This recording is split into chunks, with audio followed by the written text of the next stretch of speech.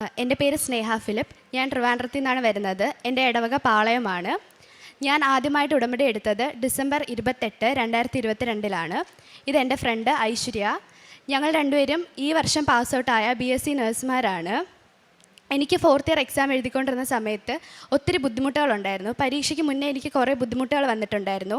ആദ്യത്തെ ബുദ്ധിമുട്ടെന്ന് പറയുമ്പോൾ എനിക്ക് പരീക്ഷയ്ക്ക് ഒരാഴ്ച മുന്നേ കഴുത്തിൽ നിന്ന് വലത്തെ കൈയിലോട്ട് ഭയങ്കരമായിട്ട് നീര് വന്നിട്ട് ഇങ്ങനെ എഴുതാനൊന്നും പറ്റത്തില്ലായിരുന്നു. ഒരു 2 മിനിറ്റ് എഴുതി കഴിയുമ്പോഴത്തേക്കും എനിക്ക് ഭയങ്കര വേദനയായിരുന്നു. അപ്പം ഞാൻ മാതാവിൻ്റെ അടുത്ത് ഇങ്ങനെ പ്രാർത്ഥിക്കുമായിരുന്നു, മാതാവേ എനിക്ക് പരീക്ഷ എഴുതാനുള്ള കൈയാണ്, നീ അത് സുഖപ്പെടുത്തി തരണേന്ന്. ഉടമ്പടി തൈലം വിട്ട് ഞാൻ എന്നും പ്രാർത്ഥിക്കുമായിരുന്നു. 2-3 ദിവസം കഴിഞ്ഞപ്പോൾ അത് മാറിക്കിട്ടി. അടുത്ത എനിക്ക് വന്ന ബുദ്ധിമുട്ടെന്ന് വെച്ചാൽ പരീക്ഷയ്ക്ക് 2 ദിവസം മുന്നേ എനിക്ക് ചിക്കൻ ബോക്സ് ആയി കഴിഞ്ഞപ്പോൾ കോളേജിൽ വിളിച്ചപ്പോൾ അവർ പറഞ്ഞു സ്പ്രെഡ് ആവുമല്ലോ, അതുകൊണ്ട് എക്സാം എഴുതാൻ പറ്റത്തില്ല, ഞങ്ങൾ ആലോചിച്ചിട്ട് വിളിക്കാമെന്ന് പറഞ്ഞു. അപ്പോൾ എനിക്ക് ഭയങ്കര വിഷമമായി. 4 വർഷം ഞാൻ പഠിച്ചു, 4ാമത്തെ വർഷം എനിക്ക് എക്സാം എഴുതാൻ പറ്റുന്നില്ല, അവരുടെ കൂടെ എക്സാം എഴുതാൻ പറ്റുന്നില്ല, ഭയങ്കര വിഷമമായി. ഞാനിങ്ങനെ മാതാവിൻ്റെ അടുത്ത് പ്രാർത്ഥിച്ചു, മാതാവേ ഞാൻ കോളേജിലോട്ട് വിളിക്കുന്നതിന് മുന്നേ ഞാൻ നിൻ്റെ അടുത്തൊരു കാര്യം പറയാം. ഞാൻ എക്സാം എഴുതിയാലും അത് ദൈവമഹത്വത്തിന്, എഴുതിയില്ലെങ്കിലും അത് ദൈവനാമ മഹത്വത്തിനായിരിക്കും എന്ന് പറഞ്ഞു. എന്നിട്ട് ഞാൻ കോളേജിൽ വിളിച്ചപ്പോൾ അവർ പറഞ്ഞു, നീ വന്നോ എഴുതിക്കോ, പക്ഷേ സെപ്പറേറ്റ് ആയിട്ട് ഇരുത്തി എഴുതത്തുള്ളൂ, കാരണം സ്പ്രെഡ് ആവുമല്ലോ എന്നൊക്കെ പറഞ്ഞു. അപ്പോൾ ഞാൻ പറഞ്ഞു ശരി, എനിക്ക് എക്സാം എഴുതിയാൽ മതിയായിരുന്നു. അങ്ങനെ മാതാവ് അനുഗ്രഹിച്ച് ഞാൻ എക്സാം എഴുതി.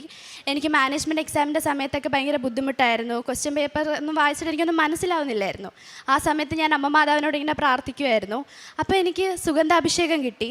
അതിനുശേഷം ഞാൻ എന്താണ് എഴുതിയെന്ന് എനിക്ക് പോലും അറിയത്തില്ല. അത്ര ഫാസ്റ്റായിട്ട് മാതാവ് എൻ്റെ കൈ പിടിച്ച് എഴുതിപ്പിക്കുന്ന പോലെ എനിക്ക് തോന്നി. പിന്നെ ഞങ്ങൾ 5 പേര് എല്ലാ ദിവസവും രാവിലെ എക്സാമിന് മുന്നേ പ്രാർത്ഥിക്കുമായിരുന്നു. ഞാൻ ഹോസ്റ്റലിലല്ലായിരുന്നു, ഞാൻ വീട്ടിലായിരുന്നു. പക്ഷേ ഇവർ രാവിലെ 5:30 പ്രാർത്ഥിക്കുമ്പോൾ എന്നെയും കൂടെ ഫോൺ വിളിച്ചിട്ടായിരുന്നു പ്രാർത്ഥിച്ചുകൊണ്ടിരുന്നത്. ഞങ്ങളുടെ ക്ലാസ്സിൽ എല്ലാവർക്കും വേണ്ടിയാണ് പ്രാർത്ഥിച്ചത്. ഞങ്ങൾ 44 പേരിൽ 42 പേരും പാസ്സായി. എനിക്ക് അമ്മ മാതാവ് ഫസ്റ്റ് ക്ലാസ് തന്നു, അവൾക്കും അതേപോലെ ഫസ്റ്റ് ക്ലാസ് ഉണ്ട്. അമ്മ മാതാവിന് നന്ദി. രണ്ടാമത്തേതെന്ന് പറയുമ്പോൾ ഞാൻ ഒഫീഷ്യലി എന്ത് കാര്യത്തിന് പോയാലും അവിടെയൊക്കെ എനിക്ക് തടസ്സമായിരുന്നു. ഞാൻ പാസ്പോർട്ട് എടുക്കാൻ വേണ്ടി പോയ സമയത്ത് എൻ്റെ ആധാറിൽ അഡ്രസ്സിൻ്റെ ഒരു ഇഷ്യൂ ഉണ്ടായിരുന്നു. അപ്പം ഞാൻ അതിന് വേണ്ടി കുറേ പ്രാവശ്യം കയറി ഇറങ്ങി, നടക്കുന്നില്ല. ഒരു 4-5 പ്രാവശ്യം ആപ്ലിക്കേഷൻ കൊടുക്കാൻ പോയി. അപ്പോൾ ഒന്നെങ്കിൽ ഫോം ഫില്ല് ചെയ്ത ശരിയല്ല, അല്ലെങ്കിൽ ഗസറ്റർ ഓഫീസർ സൈൻ ചെയ്ത രീതി ശരിയല്ല, അങ്ങനെയൊക്കെ പറഞ്ഞ് 4-5 പ്രാവശ്യം എനിക്കത് ചെയ്യാൻ പറ്റിയില്ല. അപ്പോൾ അവസാനമായിട്ട് ഞാൻ പോകാൻ നേരത്ത് മാതാവിൻ്റെ അടുത്ത് പറഞ്ഞു, മാതാവ് എനിക്കൊരു വീടില്ലാത്തതുകൊണ്ടാണല്ലോ ഇങ്ങനെയൊക്കെ ആയത്, എനിക്ക് അഡ്രസ്സ് മാറ്റാൻ പറ്റുന്നില്ല, ഈ ഒരു പ്രാവശ്യം കൂടെ ഞാൻ പോകത്തുള്ളൂ, അല്ലെങ്കിൽ ഇനി ഞാൻ പാസ്പോർട്ടും എടുക്കുന്നില്ല, ഒന്നും എടുക്കുന്നില്ല എന്ന് പറഞ്ഞു. അപ്പം അന്ന് പോയപ്പോഴത്തേക്കും അവർ പറഞ്ഞു ശരി, ഞങ്ങൾ ആപ്ലിക്കേഷൻ അക്സെപ്റ്റ് ചെയ്യുകയാണ്, നമുക്ക് നോക്കാം ആവൂല്ലേ എന്ന് പറഞ്ഞു. എന്നിട്ട് ഞാൻ ചോദിച്ചു എത്ര ദിവസം ആവും ചോദിച്ചു. അപ്പോൾ ആ ചേച്ചി പറഞ്ഞു, എടാ എങ്ങനെ പോയാലും ഒരു 15 to 60 ദിവസം ആവും എന്ന് പറഞ്ഞു. അപ്പം എനിക്കിങ്ങനെ ഭയങ്കര വിഷമമായി. കാരണം എൻ്റെ കൂട്ടത്തിൽ ഉള്ളവരൊക്കെ പാസ്പോർട്ടൊക്കെ എടുത്ത് അവരുടെ കയ്യിൽ കിട്ടി. എനിക്കിനി 60 ദിവസം കഴിഞ്ഞിട്ടേ ആധാർ കാർഡ് കിട്ടത്തുള്ളൂ, അത് കഴിഞ്ഞിട്ടേ പാസ്പോർട്ടിന് കൊടുക്കാൻ പറ്റത്തുള്ളൂ. അപ്പോൾ ഞാൻ മാതാവിൻ്റെ അടുത്ത് പറഞ്ഞു, മാതാവേ എനിക്ക് പെട്ടെന്ന് എൻ്റെ ആധാർ കാർഡ് ഒന്ന് തരാൻ പറ്റുമോ, എനിക്ക് പാസ്പോർട്ട് എടുക്കണമെന്ന് ഭയങ്കര ആഗ്രഹമായിരുന്നു. അങ്ങനെ ഞാൻ മാതാവിൻ്റെ അടുത്ത് പ്രാർത്ഥിച്ചു. 3ാമത്തെ ദിവസം ഞാൻ ആപ്ലിക്കേഷൻ കൊടുത്ത് 3ാമത്തെ ദിവസം എനിക്ക് ആധാർ അപ്ഡേറ്റ് ആയെന്ന് പറഞ്ഞ മെസ്സേജ് വന്നു. ഒരാഴ്ച കഴിഞ്ഞപ്പോൾ എനിക്ക് ആധാർ കാർഡ് കയ്യിൽ കിട്ടി. ഞാനത് വിശ്വസിക്കുന്നുണ്ട്, സമയചുരുക്കത്തിൻ്റെ അമ്മയാണ് എനിക്കത് ചെയ്തു തന്നേന്ന്. പിന്നെ അടുത്ത എൻ്റെ സാക്ഷ്യം എന്ന് പറയുമ്പോൾ ഞങ്ങളുടെ കട ഒന്ന് മെയിൻ്റെനൻസ് ചെയ്യാൻ വേണ്ടി കുറേ നാളായിട്ട് പ്രാർത്ഥിക്കുന്നുണ്ടായിരുന്നു. അപ്പം എല്ലാം കൂടെ ഒരുമിച്ച് ചെയ്യാൻ പറ്റത്തില്ലെങ്കിലും ജസ്റ്റ് പെയിൻ്റെങ്കിലും അടിച്ചൊന്ന് വൃത്തിയാക്കാൻ പറ്റണേ മാതാവെന്ന് ഞങ്ങൾ പ്രാർത്ഥിക്കുന്നുണ്ടായിരുന്നു. അമ്മ മാതാവ് അത് ഞങ്ങൾക്ക് നടത്തി തന്നു. പെയിൻ്റൊക്കെ അടിച്ച് നല്ല ഭംഗിയാക്കാൻ പറ്റി. അത് കഴിഞ്ഞിട്ട് ഞങ്ങൾ തമിഴ്നാട്ടിലാണ് നഴ്സിംഗ് പഠിച്ചത്. അപ്പം ഞങ്ങൾക്ക് ജോലി ചെയ്യാൻ വേണ്ടി തമിഴ്നാട്ടിൽ പോകാൻ ഇഷ്ടമില്ലായിരുന്നു. അപ്പോൾ ഞങ്ങൾ മാതാവിൻ്റെ അടുത്ത് പറഞ്ഞു, മാതാവേ ട്രിവാൻഡ്രത്ത് എവിടെയെങ്കിലും ഞങ്ങൾക്ക് ഒരു സ്ഥലത്ത് ജോലിക്ക് കയറാൻ പറ്റണേന്ന്. അപ്പോൾ എല്ലാവരും പറഞ്ഞു തമിഴ്നാട്ടിൽ പഠിച്ചുകൊണ്ട് ട്രെയിനി ആയിട്ട് പോലും ഒരിടത്തും എടുക്കത്തില്ല എന്ന് പറഞ്ഞു. അങ്ങനെ ഞങ്ങൾ രണ്ടുപേരും മാതാവിൻ്റെ അടുത്ത് നല്ലോണം പ്രാർത്ഥിച്ചു. മാതാവ് ഞങ്ങൾക്ക് ട്രിവാൻഡ്രത്ത് തന്നെ ഒരു ഹോസ്പിറ്റലിൽ തന്നു.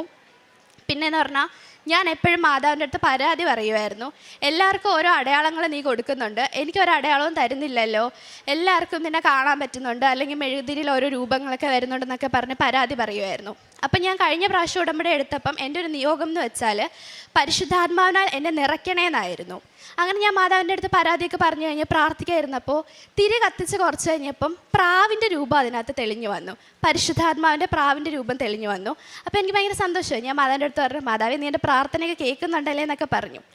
അത് കഴിഞ്ഞിട്ട് ഞങ്ങൾ രണ്ടുപേരും ജർമ്മൻ പഠിക്കാൻ വേണ്ടിയിട്ട് കുറേ നാളായിട്ട് ആഗ്രഹിക്കുന്നുണ്ടായിരുന്നു. പക്ഷേ ഞങ്ങൾക്ക് ഭയങ്കര ഫീസായിരുന്നു. ഞങ്ങൾക്ക് അത്രയും കൊടുത്ത് പഠിക്കാനുള്ള ഇതൊന്നും ഇല്ലായിരുന്നു. കാരണം ഞങ്ങൾ അല്ലാതെ പഠിച്ചത് തന്നെ കടമൊക്കെ മേടിച്ചാണ് പഠിച്ചത്. നഴ്സിംഗ് പഠിച്ചത് കടവും ലോണും ഒക്കെയാണ്. അപ്പോൾ ഞങ്ങൾക്ക് ജർമ്മൻ പഠിക്കാൻ വേണ്ടി ഇനി അത്രയും പൈസയൊന്നും ഇല്ല. അപ്പം ഞങ്ങളുടെ ഇങ്ങനെ ആരോ പറഞ്ഞ് നോർക്കയിൽ പൈസ കുറവാണ്, അധികം ഫീസൊന്നും ആവത്തില്ല, നിങ്ങൾ നോർക്കയിൽ പോയി അന്വേഷിച്ച് നോക്കാൻ പറഞ്ഞു. അപ്പം ഞങ്ങൾ ആദ്യം നോർക്കയിൽ ഇങ്ങനെ വിളിച്ച് ചോദിച്ചപ്പോൾ അവർ പറഞ്ഞു ഇപ്പോൾ പുതിയ ബാച്ച് ഒന്നും തുടങ്ങുന്നില്ല, ഇനി സമയമാവും എന്നൊക്കെ പറഞ്ഞു. ഞങ്ങൾ വേറൊരു സ്ഥലത്ത് കുറച്ച് പൈസയുമായിട്ട് ഇങ്ങനെ ചേരാൻ വേണ്ടി പോയപ്പം അവർ പറഞ്ഞു ഫുൾ ഫീസ് അടച്ചാലേ നിങ്ങളെ ചേർക്കത്തുള്ളൂ എന്ന് പറഞ്ഞു. അപ്പോൾ ഇവൾ അന്ന് രാവിലെ കൊന്ത ചൊല്ലി പ്രാർത്ഥിച്ചിട്ടുണ്ടായിരുന്നു, മാതാവേ ഞങ്ങൾക്ക് നോർക്കയിൽ പഠിക്കാൻ പറ്റണേ, ഞങ്ങളുടെ കയ്യിൽ അധികം ഫീസൊന്നും കൊടുക്കാനില്ലല്ലോ, ഞങ്ങൾക്ക് ഉള്ളത് വെച്ച് പഠിക്കാൻ പറ്റണേ എന്ന് പ്രാർത്ഥിച്ചിട്ടുണ്ടായിരുന്നു. അങ്ങനെ ഞങ്ങൾ അവിടെ നിന്ന് ഇറങ്ങി ചുമ്മാ നോർക്ക വരെ ഇങ്ങനെ പോയി ചോദിച്ചു. അപ്പോൾ അവർ പറഞ്ഞു ഒരു ഈവനിങ് ബാച്ച് സ്റ്റാർട്ട് ചെയ്യുന്നുണ്ട്, നിങ്ങൾക്ക് ജോയിൻ ചെയ്യുന്നെങ്കിൽ ചെയ്യാമെന്ന് പറഞ്ഞു. അങ്ങനെ ഞങ്ങൾ രണ്ടുപേരും ഇപ്പോൾ നോർക്കയിൽ ജർമ്മൻ പഠിച്ചുകൊണ്ടിരിക്കുകയാണ്.